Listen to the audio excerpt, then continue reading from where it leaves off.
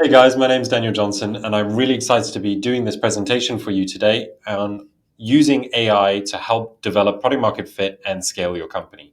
So basically, we've been using AI quite extensively with our clients for about a year and a half now.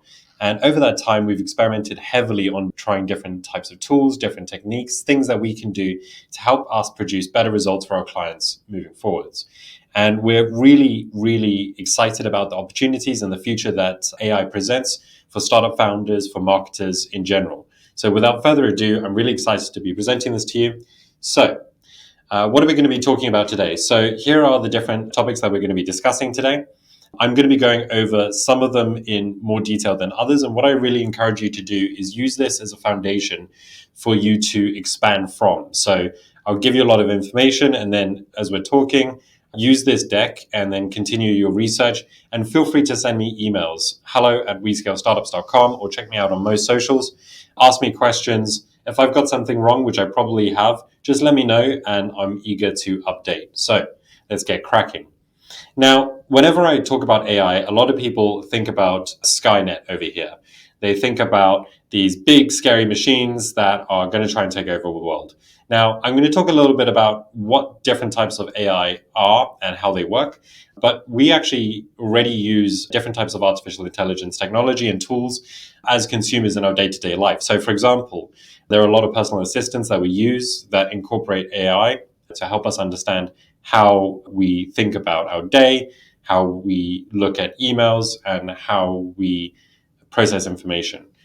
A lot of recommendation systems are already powered by various forms of AI. And for example, spam filters such as Gmail's actually has used various elements of AI quite extensively for a long time now. Additionally, if you're looking at stuff like Amazon or you're on a shopping website, you might see other products that are relevant to you. And these actually, or some of these can incorporate certain elements of AI as well. And a very common example or more well-known one is self-driving cars. They obviously use a lot of AI technology. So when we think about AI, we've got AI at the top here, and then we've got multiple sections of AI. We've got narrow AI and generalized AI. Now, when we think about Skynet and big AI, we think about this thing here, generalized AI. And as far as I'm aware, that doesn't exist. However, that might exist behind closed doors that I'm not aware of. Now, the other type of AI is narrow AI. This is AI that is specialized in specific areas that does specific things. Now, underneath that, there are a lot of different categories. We've got machine learning, natural language processing, computer vision, reinforcement learning, and much, much more. But what we're going to be paying attention to here is machine learning. And then if we go through that, we get large language models. Now, large language models are a type of AI that we're going to be focusing on today. These are the technologies behind tools like ChatGPT.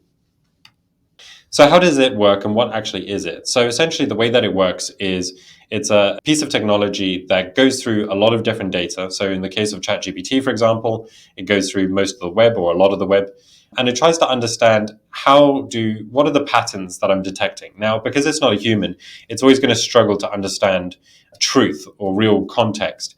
But it can look at the patterns in the data that is presented, and using that, it can help to identify what is to be expected and sort of look at different bits of information and pull them together. Very, very cool. It requires a lot of machine compute power. So how do they work? Now, here's a nice little analogy that I'm a fan of. And essentially, the way that it works is a user goes to a tool like ChatGPT and says, hey, create a blog article on earphones. And ChatGPT will then go into its database and basically say, okay, I'm going to look at or think about all the information related to what you're looking for, blog articles, earphones, and then I'm going to try and present an answer that is as accurate as possible. Now, the more data that these tools have to train on, the more effective they're going to be. Think about it like a chef in a kitchen. They're going to be able to make more complex meals if they have a wider range of ingredients and tools to make that with. Now we've talked very briefly about what an LLM is and how it works. I'm going to go through the problems and opportunities that these tools provide. I'm going to go through these quite quickly, so I encourage you to go through them in a bit more detail, but I think it's important to understand them before we go into the more meaty aspects. The first thing here is hallucination. Essentially, this is when ChatGPT and other tools can come up with stuff bit randomly, very spontaneously. They can come up with false information. Now, again, these tools don't know what's true and what's not. And as a result, it can't verify the information itself. And sometimes it will try and give you an answer even when it's not true.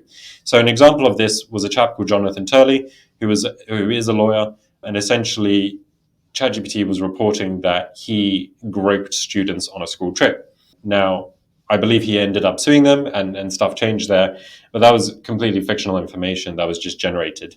And this actually, I think, was created after the event. So there is still a bit of confusion there. I assume that's been resolved by now. The other aspect that I want to talk about is overfitting. So, one problem that ChatGPT often has is it tries to apply very similar types of learnings to a wide variety of requests. And as a result, this is why a lot of content produced by these tools looks very similar. Essentially, it's trying to use its understanding of existing patterns and apply it to a wide range of questions. Now, the problem with this is that it results in stuff sounding and looking the same. And that's why it's really important not to rely on these tools too much.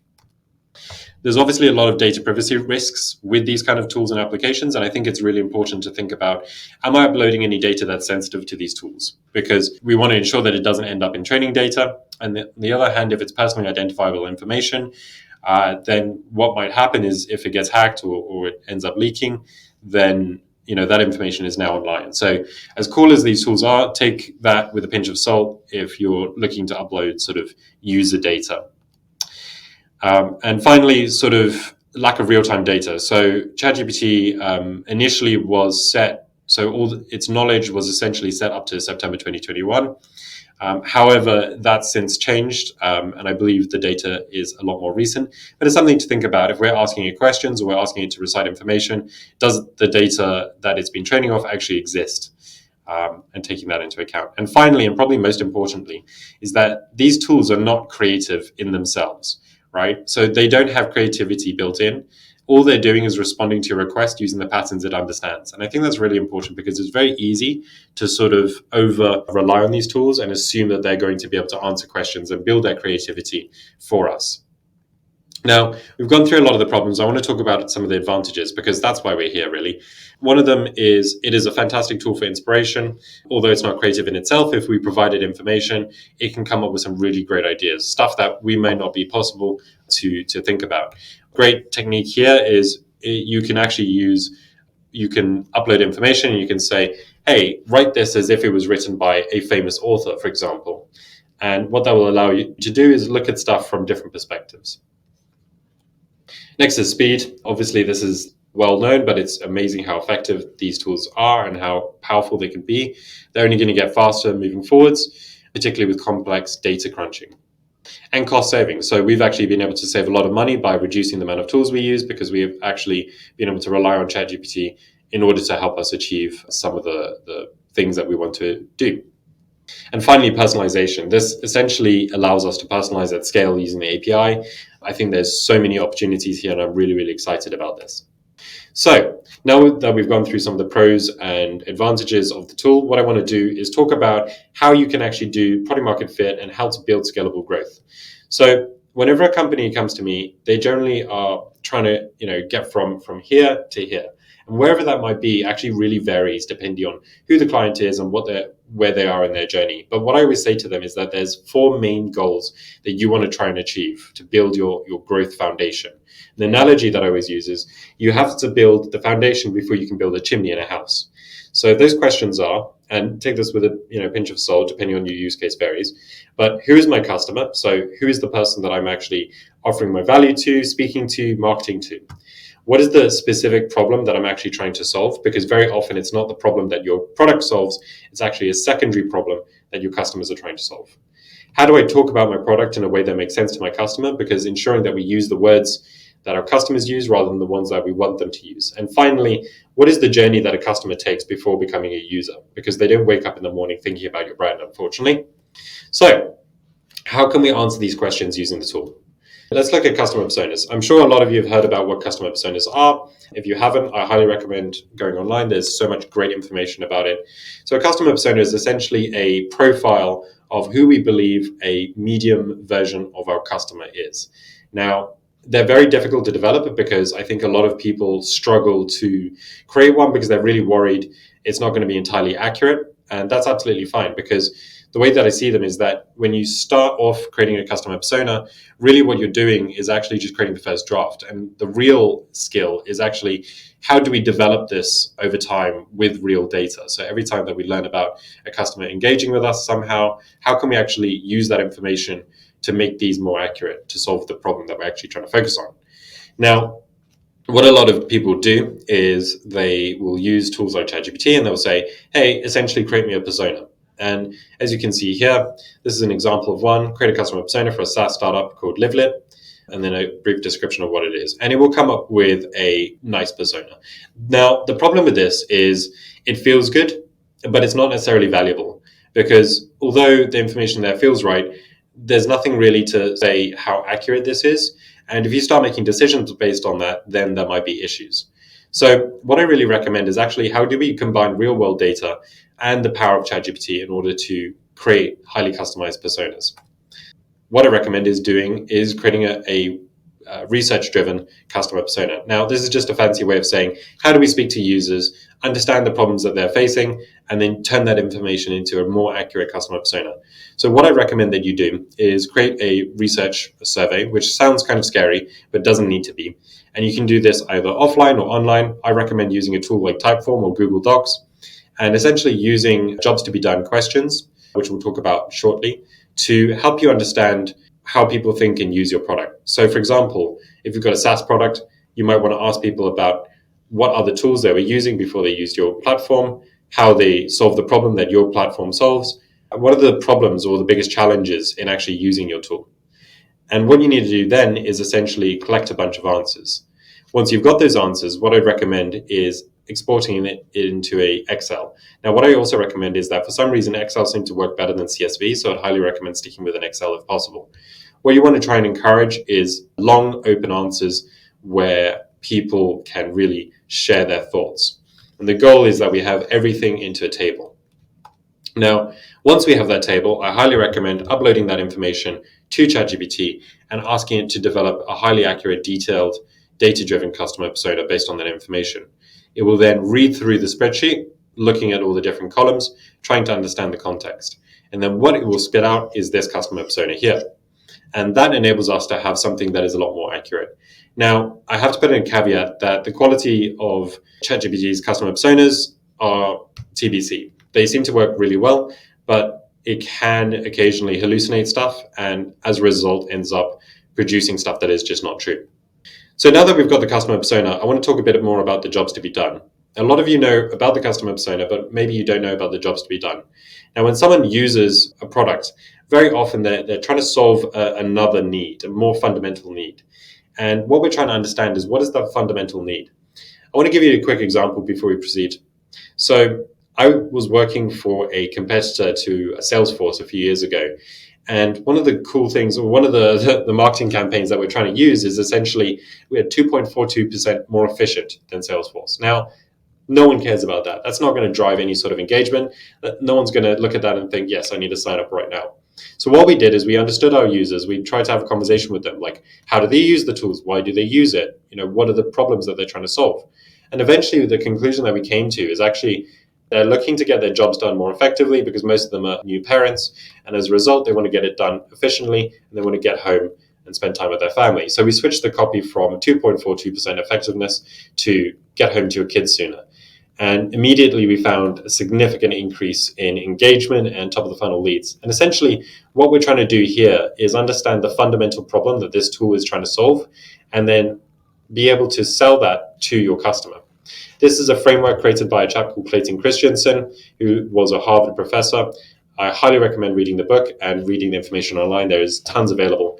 Another example of this is that when someone buys a drill and a drill bit, they don't actually want the drill or the drill bit. What they want is a hole in their wall. But they buy the tool to enable them to solve the problem that they're looking to solve. And understanding what that is for your company is really important. But it can be difficult to understand, hence why I really love the framework. So now that we've got the customer persona, we can actually do something really cool. We can use the customer persona to develop our own jobs to be done. But before I get onto that, I want to talk about the mum test really quickly. The mum test is a really great book that helps us understand our users and the problems that they are having by asking questions that are really relevant to them. Because I think we've all been there when we've asked people, hey, I've developed this awesome, cool startup. I think it's the bee's knees. It's really great. What do you think? And then the other person says, yeah, that sounds really cool. But then when you launch the product, people don't immediately run to buy the product. And you're like, why? What's going on here?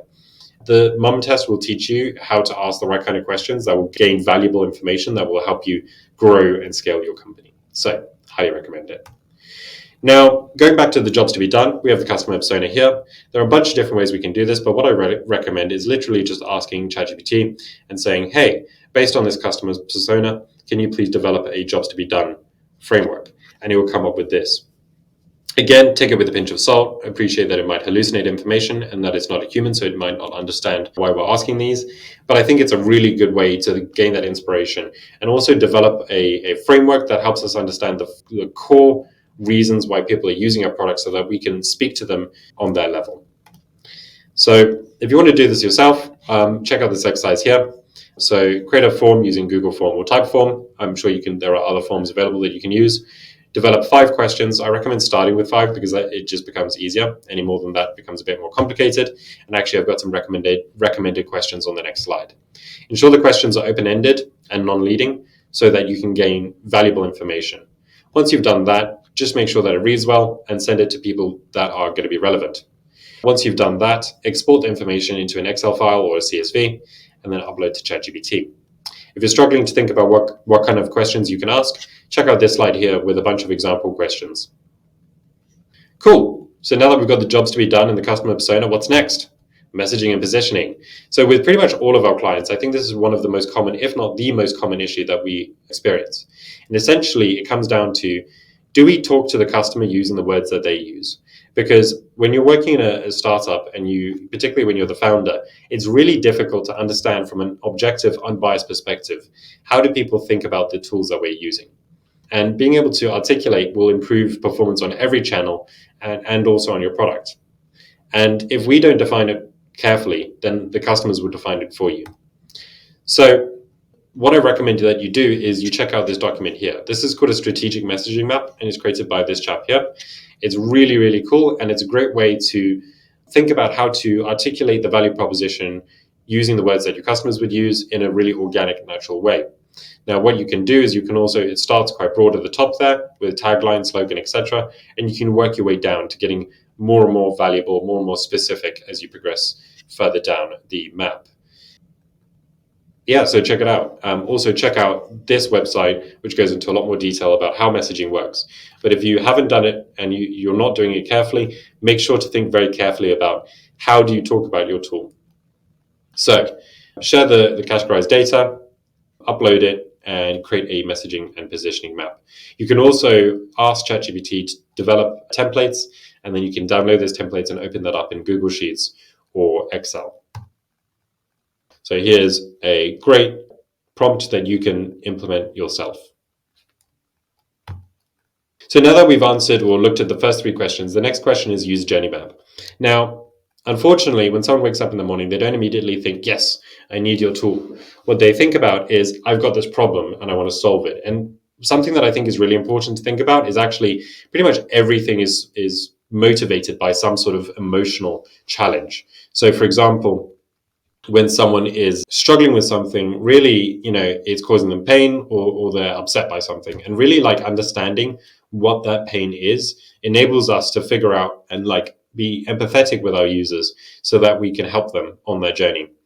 Now, what I recommend what a lot of people do is essentially they create a product and they go out and they say, buy my product. And then people don't buy that product. But that's not how people think or actually purchase products. What they do is they wake up, they have a problem, and they go through lots of different stages so that eventually they get to the point where they're like, okay, I have a problem. I've thought about the different use cases or different ways to solve that problem. And eventually I've come to your tool as the final answer. But what we don't want to do is go up to someone when they're searching to try and solve the problem and say, use our tool immediately. What we want to do is we want to try and help them so that we can communicate with them effectively. And a user journey map really helps us achieve that. And a bit like the other documents, this is an ongoing document that enables us to update as we understand our customers more and more effectively. It consists of these main stages. However, each user journey map is going to be varied depending on your specific business. So here's an example one. This is, I believe, the template from Maro. So here we have a brief customer persona. Then here we have the journey step. So what are the actions that a user is taking as they progress through the different stages under awareness, consideration, purchase, retention, and advocacy. So awareness is when they're just discovering. Feeling, here we have what is the emotional state of the customer.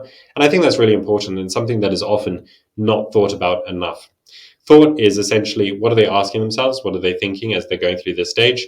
What is the specific jobs to be done within this stage as well? Going back to the framework we're talking about.